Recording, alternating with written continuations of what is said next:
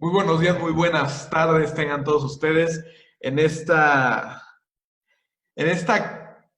serie de cápsulas que van a cambiar un poco el aspecto tan científico que teníamos puesto durante estos últimas semanas, en la que pues hoy nos, eh, nos acompaña el arquitecto Martín Quiroga Mora. Él está en Manchester, en Inglaterra, y el 21 de septiembre, pues, estuvo durante pues sí, no, esta pandemia que se llevó a cabo durante Inglaterra, en la que nos va a contar un poco más sobre su experiencia y, y pues más que nada también una experiencia de contraer este virus, ¿no? Entonces va a ser informativo para todos nosotros. Y pues, Ale, si quisieras comenzar con la primera pregunta, por favor. Sí, claro. Hola, bueno, primero, ¿ya habéis escuchado sobre el virus antes de que los pusieran en cuarentena? O sea, desde el punto de vista de a una persona fuera del área de ciencias, ¿qué fue como que lo que más te impactó? Ok, bueno, hola a todos. Gracias por la invitación para estar aquí platicando con ustedes y compartiendo un poco con mi querida comunidad UDLAP. Yo también soy egresado de la UDLAP, entonces para mí es bastante, pues, mm, mm, feliz. Bueno, sí, estoy feliz de poder compartir con ustedes estas experiencias. Y la primera, yo creo que la primera impresión más bien es que, bueno, aquí en el contexto de Manchester estás en contacto con mucha gente del mundo y hay un gran número de miembros de la comunidad china. Entonces, fue empezar a verlo desde el punto de vista de que ellos se estaban preocupando. Inclusive pasó Navidad, pasó Año Nuevo y ellos ya tenían, ya estaban empezando a tener los primeros casos y los primeros lockdowns en Beijing y en Wuhan. Wuhan ya estaba totalmente en lockdown. Y de este lado del mundo, que estamos como en medio, ¿no? Ahorita estoy en medio entre China y México, ¿no? Eh, Todavía no teníamos como tanta conciencia de lo que iba a pasar, ¿no? O sea, nosotros estábamos festejando Año Nuevo, todavía incluso llegó el Año Nuevo Chino. El Año Nuevo Chino se festeja a finales de enero y ellos, ellos ya estaban bastante preocupados, o sea, y ya fue como empezó a hablarse precisamente hacia finales de enero de cómo estaban siendo los contagios, pero mucho fue también el tema político. O sea, aquí lo que platicaban mucho los compañeros es que China tenía varias restricciones, no había tanta información y la información realmente se empezó a abrir hasta que empezaron a aparecer los primeros casos en Europa, ¿no? Bueno, en Europa continental. Ahí fue donde empezó a verse un poco el alcance. Sin embargo, no impactó realmente hasta que empezó a haber casos realmente en Inglaterra. O sea, también, por otro lado, el gobierno británico nunca fue tan informativo en lo que estaba sucediendo hasta que realmente ya empezaron los casos en Inglaterra. De hecho, el primer caso, si mal no recuerdo, fue Newcastle, que está como a unas 6 horas de aquí de Manchester, está al norte noroeste de la isla, y fue como empezó a hacerse como real, ¿no? Y de repente empezó realmente la pandemia y empezó a haber casos de repente en Sheffield, de repente en Edimburgo, o sea, empezó a moverse, entonces así fue como más bien fue la impresión, ¿no? O sea, y fue la impresión y digo, obviamente desde el lado científico no estábamos tan informados y hasta ese momento serían 2 semanas antes de que empezó el lockdown como tal en febrero, que a los miembros de la comunidad china les empezó a llegar información sobre de qué se trataba en realidad el virus y qué era lo que tenía que hacerse. y obviamente, bueno, estar en contacto con ellos, deseo tener también información de primera mano. De hecho, inclusive aquí en la universidad, bueno, yo estoy estudiando en la Manchester Metropolitan University y en la University of Manchester. Las universidades no habían todavía como que decretado el tema del lockdown como tal. Sin embargo, la comunidad china ya estaba pidiéndolo, o sea, ya era como que bastante, la presión por parte de ellos era demasiada, y inclusive la última semana previa, bueno, la semana previa al lockdown como tal, eh, varios miembros de la comunidad china ya no asistieron a clases, o sea, ya, ellos ya estaban empezando a tener los cuidados, y digo, al final, el problema fue ese, o sea, si también llegué a tener los primeros síntomas bueno, si llegué a tener los síntomas fue por precisamente esa semana. Esa semana dio como una ventana todavía de contagio. Y sobre todo aquí en Manchester, bueno, que es una ciudad bastante dinámica y hay bastante movimiento internacional y nacional aquí en Inglaterra, eh, era como que muy obvio que iba a ser como foco de pandemia. De hecho, igual ahorita que está por comenzar bueno, la segunda ola, o ya está como anunciado que Manchester, por ejemplo, está en el top de las ciudades que pueden llegar a tener un lockdown local. Porque realmente, y yo en mi opinión, yo la verdad sí creo que nunca se llegó como establecer efectivamente un lockdown en Manchester. Siempre, ¿por qué? Porque siempre ha estado en contacto, siempre ha estado en movimiento con mucha gente, y el gobierno británico, al final de cuentas, nunca cerró tampoco fronteras. Pero, pues, más que nada, esa es la impresión, ¿no? O sea, desde el lado de vista, o regresando un poquito a la pregunta, el punto de vista que no tiene como alguien que es fuera de ciencias de la salud como tal, yo creo que más bien el impacto que ha tenido en lo político, primero, y después en todo el tema económico. O sea, es como lo más impactante, ¿no? Sé que a nivel, bueno, obviamente de ciencias de la salud y del sistema de salud británico, el tema es como un poquito diferente, y inclusive yo podría decir que es un tanto más efectivo, ¿no? O sea, sí son las reglas que se ponen, aunque sean eh, pronunciado, aunque han sido o han parecido inefectivas, al final sí han podido de alguna manera controlarlo. Los sistemas de salud como tal, bueno, se construyeron muchos las semanas que siguieron al lockdown, al anuncio oficial del lockdown. Se construyeron varios hospitales emergentes, y al final nunca tampoco se llegó a ocupar al 100%. Si bien la saturación está obedeciendo a que falta personal médico, personal de salud, de atención, lo que llaman aquí, la parte del nursery, los enfermeros, los carers son los que se encargan de cuidar a las personas de edad. Aquí en Inglaterra, bueno, la población es mayoritariamente adulta, ¿no? Casi no.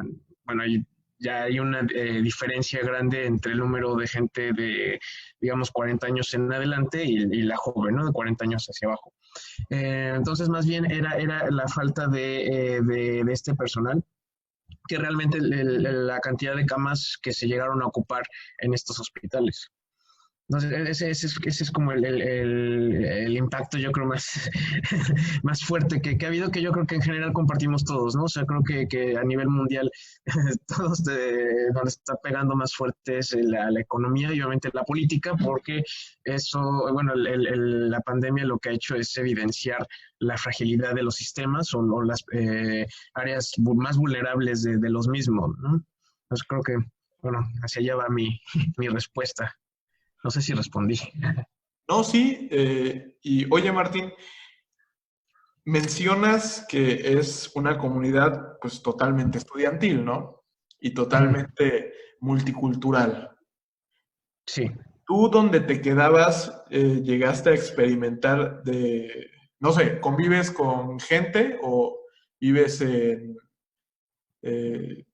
con otras personas, con roomies, todo eso, de otras nacionalidades? No sé si... Sí. Bueno, al final, bueno, he sido como afortunado de poder establecer pues relaciones de amistad con gente del, pues, digamos, de estudiantil, ajá, de los estudiantes y aparte con gente de aquí de Inglaterra. Entonces, como que siempre he estado como los dos y obviamente de parte de la comunidad estudiantil, sobre todo, es que sabes o sea, te enteras de cómo están llevando a cabo alrededor del mundo pues bueno, cómo están atendiendo la pandemia.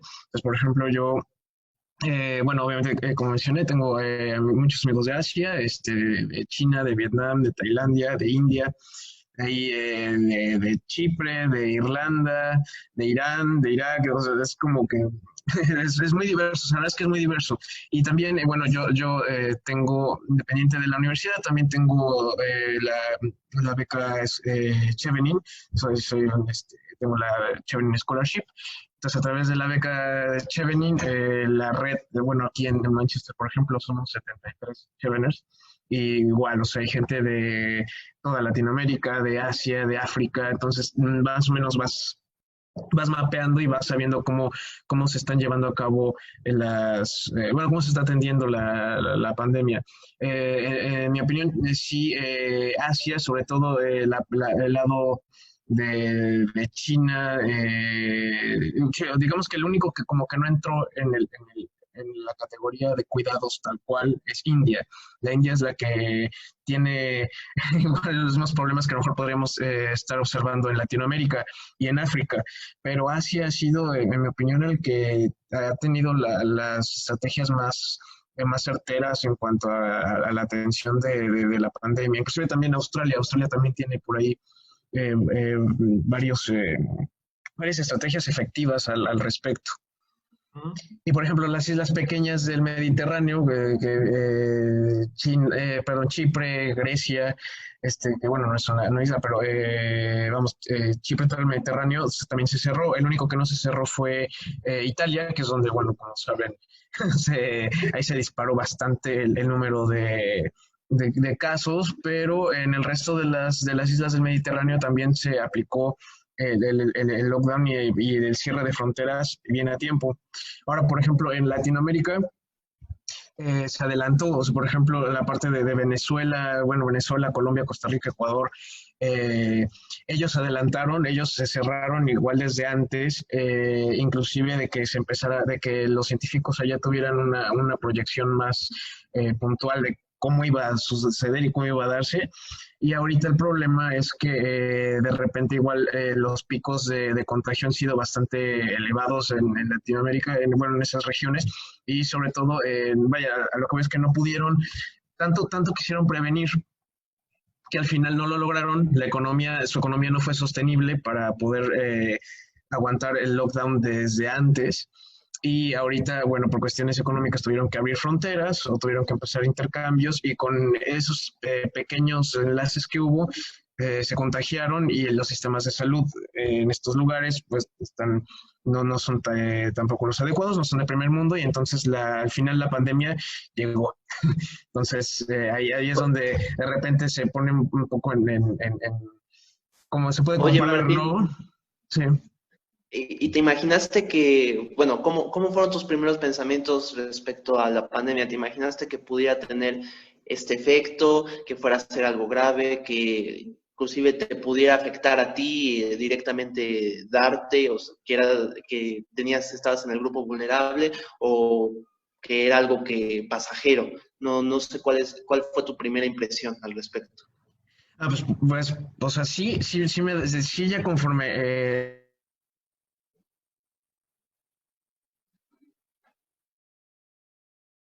la población vulnerable porque, bueno, yo padecí asma durante un buen tiempo de mi vida, prácticamente toda mi niñez y todavía mi adolescencia. Eh, entonces, ellos decían que, bueno, que era una enfermedad de broncorrespiratoria y que muy probablemente si tenías un padecimiento previo de ese tipo, eras una población vulnerable. Entonces, pues sí, según yo tomé las medidas que tenían que tomarse, las que recomendaban los compañeros y las que llevaban a cabo, pero al final sí me contagié, o sea, al final sí tuve los síntomas. En ese entonces no había todavía kits de prueba. El NHS, que es el sistema de salud de aquí de Inglaterra, no tenía acceso a ninguna prueba, digamos, como ustedes a lo mejor saben mejor, pero precautoria o como para definirlo desde los síntomas. Las pruebas que se realizaban a gente que ya estaba por conectarse realmente. Entonces, si tú tenías los síntomas moderados, no te realizaba ninguna prueba. Simple y sencillamente te decían que pues efectivamente manejaban como una serie de porcentajes. Tú marcabas al NHS, porque nunca también podías ir al hospital. Entonces te tenías que marcar al 911, bueno, no es 111, el 111 es el sistema del NHS, y ahí te entrevistabas con un médico, tenían porcentajes y base a los síntomas que tú tenías, te daban un porcentaje de más o menos qué tanto podías tener el virus, ¿no? Entonces, por ejemplo, cuando yo marqué, yo me empecé a sentir mal la última semana que tuvimos clases presenciales, me empecé a sentir mal a la semana y media. Y ese mismo fin de semana tuve fiebre y la garganta no la aguantaba, pero aparte también otros síntomas que en ese entonces ni siquiera se consideraban o no eran tan públicos. Que era el tema de la diarrea, el tema de la inflamación de estómago. Todavía para ese entonces yo todavía no perdía el gusto, lo llegué a perder unos días después. La garganta, el dolor general de cuerpo. Nunca me dio tos, pero sí me dolía muchísimo respirar. O sea, nunca dejé de respirar como tal, más bien me dolía. Y yo de México traje por prescripción médica un inhalador de clometazona, y con ese inhalador al final pude resistir, o sea, pude seguir adelante. Entonces, la primera vez que yo marqué al NHS, el médico me dijo que sí, que prácticamente yo era de los del 99% de probabilidades que sí lo tenía. O sea, que realmente lo único que hacía falta era como una prueba para que saliera positivo y ya, pero realmente tenía todos los síntomas. Y la semana previa, igual como preparándome, la semana previa se hicieron compras. Aquí las compras de pánico no fueron por papel higiénico, fueron por todo lo demás. Entonces sí me hice de buen súper, o de buenos recursos de comida y eso, pensando más bien en que pues uno se va a tener que encerrar, ¿no? Pero ya después en la marcha, pues resulta ser que sí, que me sentí mal. Y pues al final, pues sí me impactó. O sea, sí duré, yo creo que las más críticas fueron 2 semanas y media.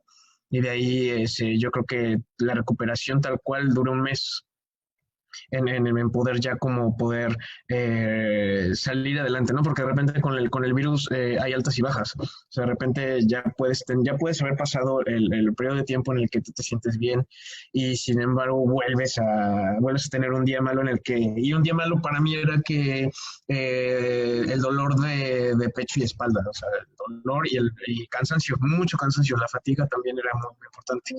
Y otro punto que veo que no se está abordando, no sé por qué, porque esto pues lo platicas y lo compartes con gente afín y que también tuvo los síntomas. Todos estamos compartiendo igual el tema de las secuelas, sobre todo, bueno, durante y las secuelas, el tema mental, el tema de la salud mental, de la ansiedad y la alteración al sistema nervioso que trae, y no solamente, digamos, como del well-being mental, sino también empezamos a presentar síntomas físicos. Por ejemplo, a mí lo que me pasa mucho es que independiente de que me dé un ataque de pánico, de ansiedad, lo que me da es que siento hormigueos. O sea, me dan así, se me entumen los brazos y me dan hormigueos. Y todo eso va construyendo hacia el ataque de pánico o el ataque de ansiedad. Pero eso precisamente sí digamos, se origina durante los días de los síntomas del COVID se ha mantenido, o sea, como que paulatinamente se ha ido quitando esa secuela, pero sí es algo que sí compartimos varios de los que tuvimos los síntomas moderados, que de repente sí te altera el sistema nervioso, los nervios, ataques de pánico, ataques de ansiedad, y eso sin que precisamente tenga uno el tema de la salud mental, ¿no? Porque al final de cuentas son dos temas un tanto diferentes, puedes diferenciarlos cuando tienes un problema de salud mental. Y sí, es como, no sé cómo escribirlo, pero o sea, es diferente a que de repente tú sientes que te empiezas a calambrar, ¿no? Que te empiezas a entumecer y sin embargo mentalmente, ¿no? O sea, no estás tan mal, ¿no? O sea, no estás de ánimos bajos o no te sientes depresivo, que eso es lo que pasa cuando tienes el coronavirus. Cuando tienes el coronavirus, no sé si es la influencia del lockdown, la misma desinformación, sobre todo en marzo. En marzo era muy complicado porque pues simple y sencillamente no había información y tienes que estar encerrado, ¿no? Entonces, y marcabas el leches y lo único que te decían era, si no has dejado de respirar, estás bien. En el momento en el que dejes de respirar, entonces ya te tenemos que atender propiamente y tenemos que conectar. Pero si no, tú sigues bien solamente con paracetamol, y de hecho me la llevé solamente con paracetamol. Y ya, ¿no? Entonces, como que obviamente eso tiene un impacto mental, ¿no? O sea, eso es definitivo, pero ya los otros síntomas periféricos de ansiedad, esos ya son como muy aparte y sí, es algo que no he visto como propiamente en literatura formal, pero que es algo que sí veo que estamos compartiendo todos y estamos repitiendo en mayor o menor medida los que llegamos a tener los síntomas. Entonces sí, pues sí, al final sí impactó, independiente de impactarme físicamente, todo el sistema, ¿no? El sistema de educación, cómo tuvo que cambiarse el tema de la asistencia a clases, de la maestría. Al final, afortunadamente, tuve el apoyo de Chevening nunca me faltó la beca, pero sí sé que en otras becas sí se interrumpió el flujo perdón, de aportación, ¿no? De parte de las instituciones. Entonces, ese impacto no lo sufrí tanto, pero sí hay impacto en otras cuestiones. Por ejemplo, ya mencionaste, ¿cuántos días estuviste solo? Así en tu propia cuenta, que sí es cierto, si presentas síntomas y todo eso, pues tú te encierras, ¿no? Pero, Sí. ¿qué fue lo que, pues sí, ¿no? ¿Cuántos días estuviste así sin ver ni siquiera un alma así físicamente? Pues mira, no es que no viera, la verdad es que también tengo que agradecer el tema de mis amigos aquí. Desde que les dije, fue como que me apoyaron mucho, entonces pues los veía a lo lejos, ¿no? O sea, me hacían el paro con las compras, que dije, pues yo no podía salir, entonces sí los veía así como a la distancia, entonces también digo, sí estás en aislamiento, pero pues tuve ese como contacto de al menos desde lejos, ¿no? Decir hola y adiós y gracias. Pero estuve así, realmente sí cumplí el mes, literal, déjame verlo. O sea, yo me empecé a sentir mal sí, es cierto, el 21 de febrero me empecé a sentir mal y ya que por fin pude salir, ya fue hasta precisamente el sábado 21 de marzo. Ujú. Sí, entonces sí fue un mes. Yo podía salir el 21 de marzo, pero realmente me quedé todavía encerrado hasta abril. O sea, pero para eso fue una decisión personal. O sea, fue como decir, bueno, para asegurar que no voy a contagiar ya a nadie más, me quedo otro rato. Y ya por fin sí, 1 o 2 de abril ya fue que dije ya puedo salir a caminar y a hacer mis compras ya yo solo y inclusive ya me sentía bien. O sea, de repente lo que hice entre el 21 y el 1 no es que me mantuviera encerrado al 100%, sino que ya también la parte médica me decía que, bueno, lo que podía hacer era salir a caminar. Y era mucho lo que también recomendaban para precisamente pasar el tema del mental well-being, que saliéramos, ¿no? O sea, ya una vez que tenías esa carta abierta, ya podías salir, obviamente la interacción con gente, pues, súper mínimo, y de hecho no interactué con gente tal cual, sino más bien era salir, y eso lo hice del 21 al más o menos 1 de abril, y después ya fue como, ya, normal, totalmente normal. Yo tengo una pregunta. Nos estabas mencionando que pues sí tuvo un impacto muy fuerte en tu salud mental. ¿De pura casualidad recibiste algún tipo de ayuda por parte de la universidad o por parte del NHS? Porque sé que por lo menos Manchester sí tiene un sistema de apoyo a la salud mental, pero no sé cómo se haya visto afectado durante esta pandemia.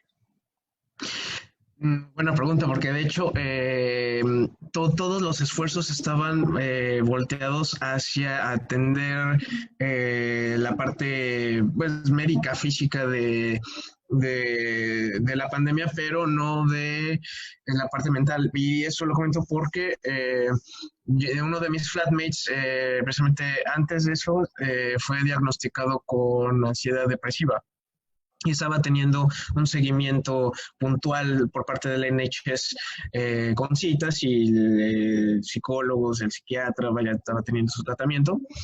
Y se vio completamente interrumpido durante los primeros 2, 3 meses de la pandemia. O sea, yo creo que en verdad no se empezó a regular sino hasta mayo.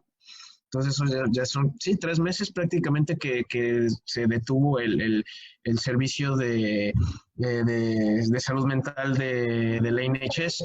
Y la universidad, yo realmente no sé el de la universidad, más bien fue el NHS. Lo que pasa es que el NHS dejó de lado estos casos, digamos, de tratamiento ordinario, y lo enfocó en los que estábamos con los síntomas. Pero el problema del NHS, o en general que yo noto aquí en Inglaterra, es que de por sí la gente, o de por sí la salud mental, si bien es como algo que está normalizado, entre comillas, está normalizado a tal punto que ya es muy normal que te prescriban antidepresivos. Entonces la gente aquí está muy acostumbrada a estar medicada para la ansiedad y la depresión. Y eso era algo que yo quería evitar. De hecho, al punto que cuando yo empecé a tener este seguimiento por parte del NHS, me mandaron, oh, no recuerdo el nombre de la medicina que me mandaron, pero yo no sabía en ese momento que era un antidepresivo hasta que la tomé y me sentí muy, muy, muy bajoneado. O sea, me dio así, me bajoneó muchísimo. Y ya me puse a investigar el lote de medicinas que me había mandado, y pues resulta ser que esa era un antidepresivo, y pues bueno, la verdad es que lo dejé de tomar, y más bien pues llevarlo. O sea, la verdad es que, o sea, sí, al menos yo sí llegué como a comprender eso, ¿no? Que todo lo que estaba sucediendo por parte de la salud mental era por el virus, y que no necesariamente era algo que yo tuviese pues de mí. Entonces eso me ayudó mucho a sobrellevarlo y pues simplemente trabajarlo. Pero es muy común, la verdad es que aquí en Inglaterra es muy común. De hecho, tú puedes ir a un market y ver que así como hay refrescos, así como hay leche, hay una cantidad enorme de energéticos, de bebidas energéticas. ¿Por qué? Porque la gente está tan acostumbrada que si no toma estas otras bebidas, no puede llevar a cabo su día a día normalmente. Entonces se toman, y tengo amistades aquí en Inglaterra que se tomaban el antidepresivo y se lo tomaban con algún energizante. Entonces es como que muy, muy radical y muy, muy extraño. La verdad es que eso no me lo esperaba, pero así fue. Entonces, sí, es más, inclusive es más fácil que te prescriban un antidepresivo a un antibiótico. Así. O sea, aquí nosotros los extranjeros siempre nos reímos del sistema del NHS, porque decimos, es que con paracetamol se te quita. O sea, si te caes y te fracturas, pues con paracetamol, ¿no? O sea, todo es paracetamol aquí. Y de aquí a que te puedan recetar un antibiótico, bueno, es casi que imposible. Pero el antidepresivo es ya también algo muy, muy, muy común, muy normal. Y por ejemplo, Martín, hoy, sorry Feli, eh, No pasa nada. eh, ¿Y qué es lo que más extrañas de la era pre-COVID? Lo que más extraño, eh, yo creo que, bueno, sí la vida, o sea, la vida, la interacción social, o sea, y más aquí en Manchester es Inglaterra, yo creo en general es muy fácil interactuar y socializar. Y eso sí se ha visto muy mermado con la situación.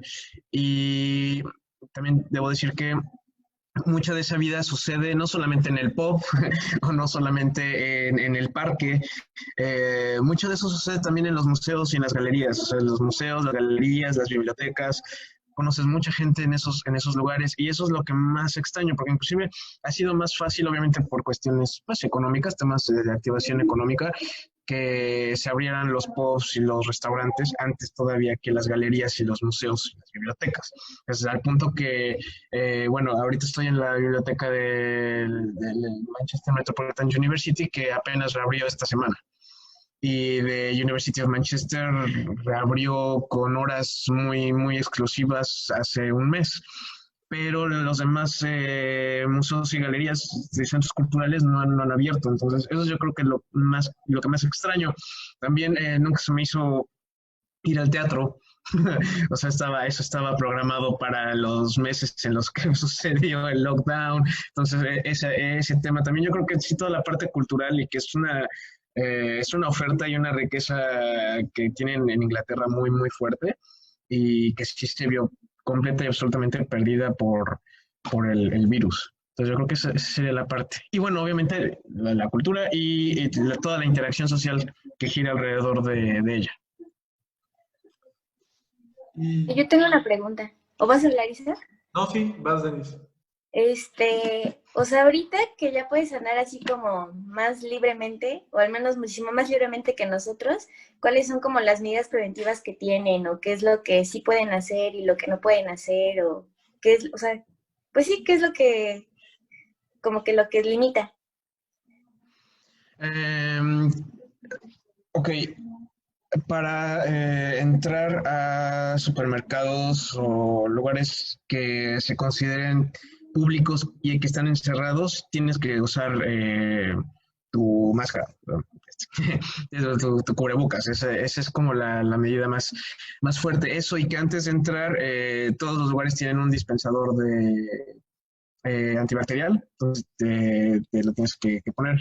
Hay otros lugares, otros establecimientos donde te ponen la máquina para detectar si tienes fiebre, ¿no? Entonces eso también.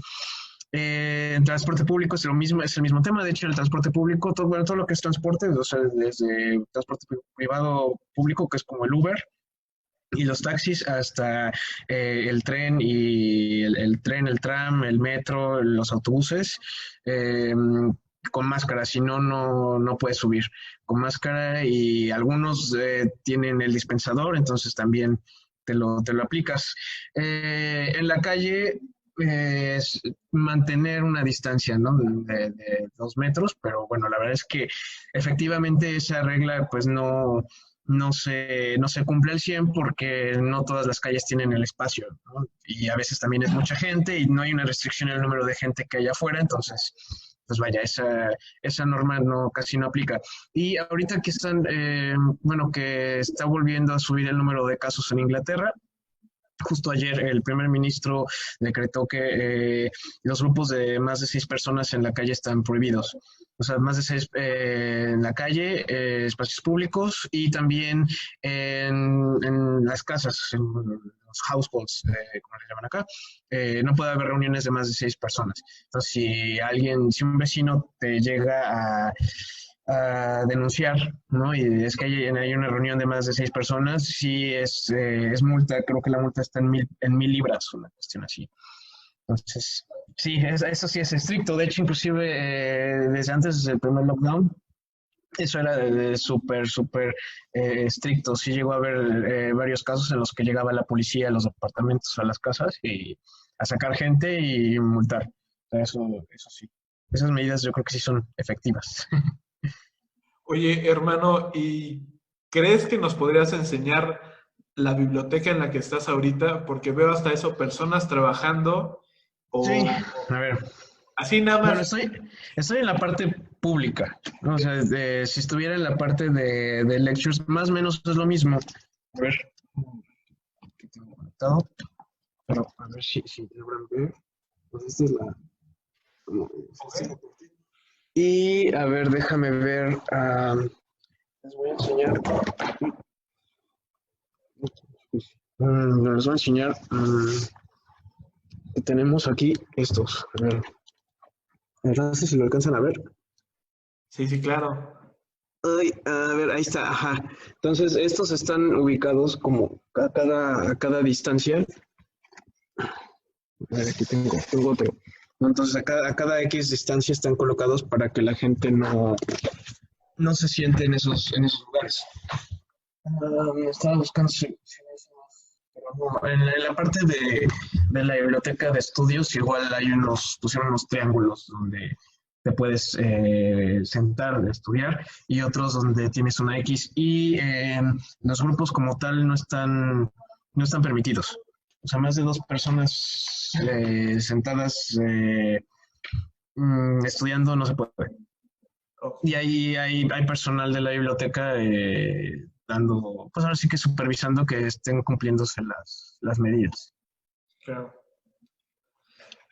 Llega. Sí, no, nosotros te puedes dar cuenta que yo estoy en una casa, todos estamos en nuestras casas, en un cuarto, no tenemos esa facilidad que ahorita, pues sí, ¿no? Inglaterra ya extendió, ya flexibilizó un poco sus medidas y poniendo este tipo de grabar. Sí, sí, sí. Ahí está. Bien. Entonces, bueno, como mencionaba, era el tema de la importancia de los espacios públicos. Mucho ayudó a que, bueno, la gente no estuviera todo el tiempo encerrada en sus casas, precisamente el que hubiese parques, ¿no? La verdad es que aquí en Inglaterra hay sistemas de parques en todas las ciudades, y esto ha ayudado muchísimo. O sea, inclusive, aunque digan que las reuniones no pueden ser de más de X número de personas, sí ayuda bastante a poder socializar de alguna otra manera, ¿no? Y a poder interactuar con la gente, y pues no estar siempre pues encerrado. Entonces creo que eso es algo que sí agradezco de estar ahorita en Inglaterra, que pues sí, a lo mejor estos centros educativos o de esparcimiento no están al 100 todavía disponibles, pero sí hay lugares a donde se puede ir y convivir y hacer ejercicio, caminar, o como que sea, cambiar un poco de aires fuera de casa, ¿no? Eso es súper importante también. Y ya para concluir, Martín, ¿qué le podrías decir a las personas que pues siguen manteniendo su distancia social, siguen cuidándose, entre otros, como mencionabas? Tuviste la fortuna de que otras personas te estaban ayudando, ¿no? Estaban partiendo desde esa empatía, desde esa amistad, hasta eso. O sea, no necesitamos que la gente sea nuestra amiga, necesitamos que la gente tenga empatía y piense en otras personas. Entonces, ¿qué les podrías decir a estas personas solo para concluir esto? No, pues más bien que sigan, ¿no? O sea, es tan simple y sencillo como pensar que ¿qué pasa si yo estoy provocando que alguien más se contagie y yo la libro? Yo estoy bien, yo la libro, y sin embargo esa otra persona pues no la libra, ¿no? O sea, fallece, ¿no? Y si no es esa persona, ¿qué tal si muere algún familiar o alguien importante para esa persona, que esa persona sin querer, ¿no? También lo pudo contagiar llegando a casa, o es eso, ¿no? O sea, como tener conciencia de que tenemos una responsabilidad civil, estemos contagiados o no estemos contagiados. Y pues felicidades si estás tomando esas medidas, pues eres ejemplo a seguir, ¿no? O sea, mucho también de ser alguien diferente y alguien pues con un impacto real en nuestra sociedad, y más en estos tiempos, es pues simple y sencillamente seguir las medidas. ser así de empáticos y civiles con los que nos rodean, y así se va a salir más rápido, así se sale más rápido del aislamiento, así se sale más rápido del bache económico, así se empieza a mover más pues todo lo que necesitamos, ¿no? Que es regresar a la normalidad, siempre y sencillamente siguiendo las reglas, las precauciones y pues ser conscientes de que es real, o sea, sí es real, es bastante real, no son juegos, no son mentiras, ojalá y lo fuesen, pero pues sí, aquí estoy para decirles que sí es real y cuando te toca, híjole, es complicado, pero pues bueno, también seguir dando el mensaje de que se puede, tampoco no es ningún imposible, se pueden seguir las reglas, se pueden seguir las precauciones y como bien has dicho, también ayudarnos entre nosotros. O sea, se ayuda desde tomando las precauciones hasta que si sabemos que alguien se ha contagiado y tenemos la posibilidad de apoyarlo a que pues sobrelleve la enfermedad y no tenga que estar tampoco moviéndose y contagiando a más, ¿no? Pues también a poder aportar ese granito de arena, ¿no? Entonces, ese sería el mensaje.